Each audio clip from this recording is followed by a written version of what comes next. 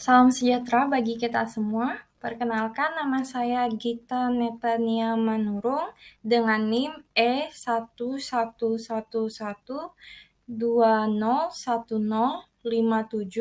mahasiswi Hubungan Internasional dari Universitas Tanjung Pura. Pada kesempatan kali ini saya ingin memaparkan tentang fenomena yang saya bahas, yaitu sekuritisasi Taiwan dalam menghadapi peningkatan aktivitas militer Tiongkok di wilayah Taiwan, yang merupakan tugas dari mata kuliah kajian strategis. Baik, saya akan langsung masuk ke latar belakangnya. Jadi hubungan Taiwan dan Tiongkok sendiri itu sudah lama tidak baik, di mana pada Perang Dunia Kedua setelah Jepang meninggalkan wilayah Tiongkok, terjadi perang saudara antara komunis dan nasionalis untuk memperebutkan kekuasaan yang dimenangkan oleh komunis, di mana akhirnya kaum nasionalis pun melarikan diri ke Taiwan. Nah, Taiwan itu ingin melepaskan diri dari Tiongkok dan menjadi sebuah negara yang berdaulat dan merdeka. Tapi tentunya hal ini tidak disukai oleh Tiongkok, sehingga Tiongkok pun mengeluarkan um, kebijakan One China Policy yang memuat tentang bahwa Taiwan itu merupakan provinsi dari Tiongkok. Nah, untuk dapat terus menekan Taiwan agar tidak merdeka, Tiongkok pun melakukan berbagai cara, termasuk melakukan aktivitas militer di Taiwan, dan semakin terus meningkat setiap tahunnya hingga pada tahun 2016 saat Tsai Ing-wen menjadi presiden Taiwan, aktivitas militer Tiongkok di Taiwan tuh semakin meningkat. Hal ini didasari oleh Tsai yang sangat konsisten menolak reunifikasi dengan uh, Tiongkok, dan juga di mana Tsai ini ingin Taiwan untuk segera merdeka. Nah, untuk bisa melawan Tiongkok, Taiwan itu memerlukan kekuatan lain yang setara dengan Tiongkok, di mana pada tahun 1955 Taiwan itu terus berusaha untuk berhubungan baik dengan Amerika Serikat untuk mendapat dukungan agar menjadi negara yang merdeka. Terutama sejak tahun 2016 hubungan keduanya itu semakin erat.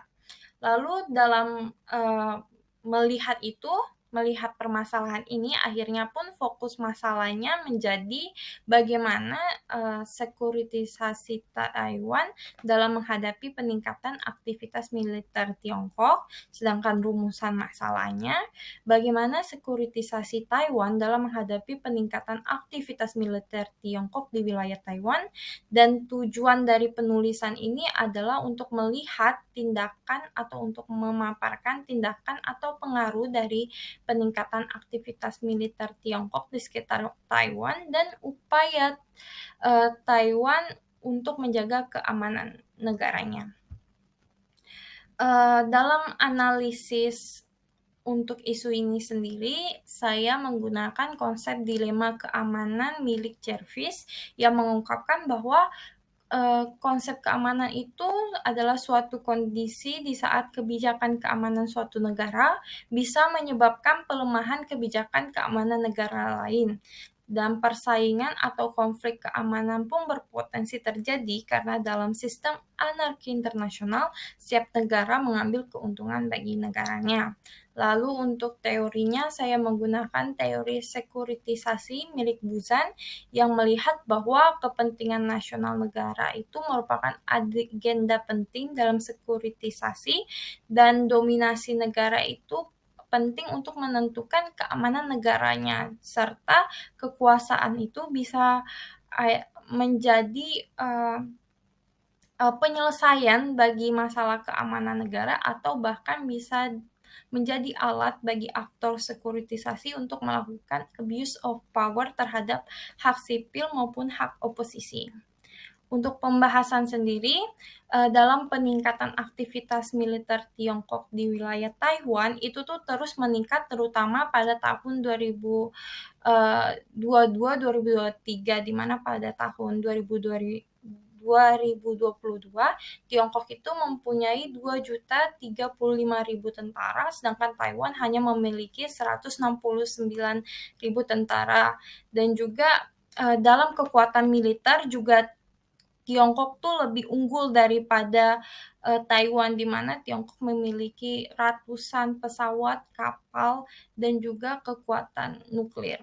Selain itu, terjadi peningkatan aktivitas militer yang paling besar itu pada 2003, di mana saat Presiden uh, Presiden Taiwan itu bertemu dengan para petinggi Amerika Serikat, sehingga Tiongkok mengumumkan melakukan latihan militer di sekitar Taiwan dengan mengepung bahkan melewati batas median yang merupakan garis pemisah tidak resmi antara kedua negara di Selat Taiwan.